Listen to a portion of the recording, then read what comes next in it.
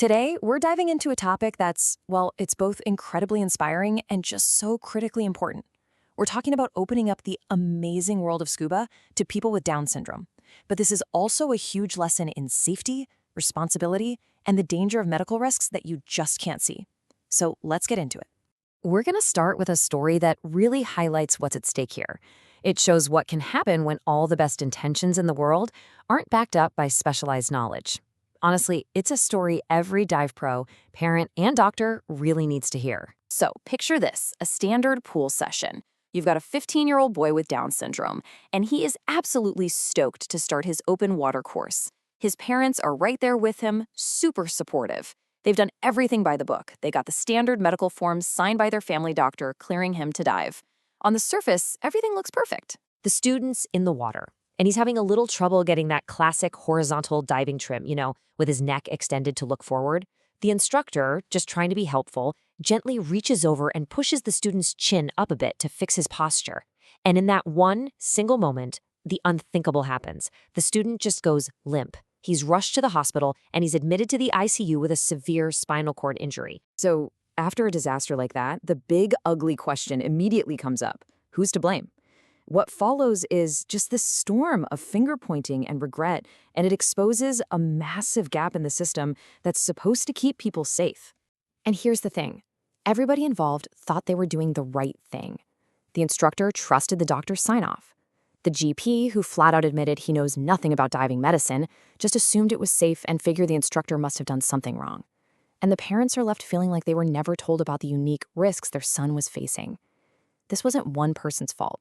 It was a total system failure.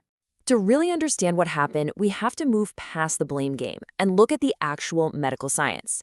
The answer is buried in the specific and often hidden medical conditions that can come with Down syndrome. So, real quick, Down syndrome, also called trisomy 21, is a genetic condition from an extra chromosome. The most important thing to understand, though, is that it's a spectrum. It leads to a really wide range of physical traits and intellectual capabilities, which means every single person with Down syndrome is unique. Now, when we look at some of the common traits, it's often the ones you can't see that pose the biggest threat in diving. Sure, almost everyone has some level of intellectual impairment, and about 3/4 have an enlarged tongue. But check this out. Half have heart problems, and a critical 20% have instability in their neck. Let's just focus on that number for a second. 20%. That means about 1 in 5 people with Down syndrome has a condition called atlantoaxial instability. Basically, it's an unstable joint between the top 2 vertebrae and the neck. And this is the missing piece of the puzzle. This is exactly what went wrong in that pool. For someone with this instability tilting their head back too far, the exact motion you make to look forward when you're diving can cause those vertebrae to shift and crush the spinal cord. It was a hidden time bomb that nobody knew was there. And the neck instability is just one piece of it. A lot of other common physical traits associated with Down syndrome can turn into very specific, very real dangers underwater if they aren't handled correctly. Let's connect the dots here. A heart defect, which affects about half of these individuals, can dramatically increase the risk of a fatal lung condition underwater. An enlarged tongue can make it incredibly difficult to get a good seal on a regulator. And, of course, learning difficulties can make it really tough to grasp complex, life-saving emergency skills. And the list keeps going. Hearing problems can make equalizing your ears a nightmare. A higher risk of epilepsy is, well, an obvious and terrifying drowning risk. Even a stocky body type can be a safety issue if you can't get gear that fits right, leading to things like getting cold too fast or even uncontrolled ascents. It's a really complex picture. Okay, so hearing all of these risks, you might be thinking the answer is just a simple no, that it's too dangerous. But it's not. The real takeaway here is that with the right process, diving can absolutely be made safe and accessible. And that is the fundamental shift in thinking we need. It's not about building walls and saying you can't. It's about creating a smart, responsible path forward that puts the diver's safety first, and by doing that, opens up a whole new world for them. So what does that path look like? It's really 3 essential steps.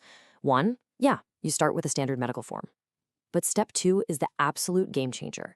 The checkup has to be with a doctor who actually understands diving medicine, not your regular GP. They need to know the specific risks we've been talking about. And finally, step 3, the instructor has to do their own assessment in the water to see if the student can physically and mentally handle the skills. Amazing organizations like the Handicapped Scuba Association have already built this safe pathway. They use a brilliant tiered system. A level A diver can be a regular buddy. A level B diver needs two buddies with them, and a level C diver needs a pro-level buddy for one-on-one help. It's all about matching the certification to what the person can actually do. And when this process is followed the right way, the results are, well, they're just incredible. Let's look at a story that's the complete opposite of the tragedy we started with. This is Harvey's story. So, when Harvey was diagnosed as a baby, his parents, like so many would, saw the potential limitations. When his older brother got into scuba diving, they just assumed it was a world that would always be closed to Harvey, a barrier he could never get past. But Harvey, as his family says, spent his life proving them wrong. With the right support system, he didn't just meet their expectations, he completely shattered them. Harvey got connected with an adaptive diving group, and through their patience, their energy, and the really creative ways of teaching, he's now learning skills and thriving in a world his family never thought was possible for him. His success is a direct result of a system that understood the risks, managed them properly, and created a safe space for him to succeed. And that really brings us full circle, doesn't it? Harvey's incredible success and the tragic story from the beginning are two sides of the same coin. They show us that true inclusion isn't just about having good intentions. It's about having deep knowledge, taking responsibility, and leading with care. And when we do that, you have to wonder, what other barriers could we break down? What other worlds could we open up?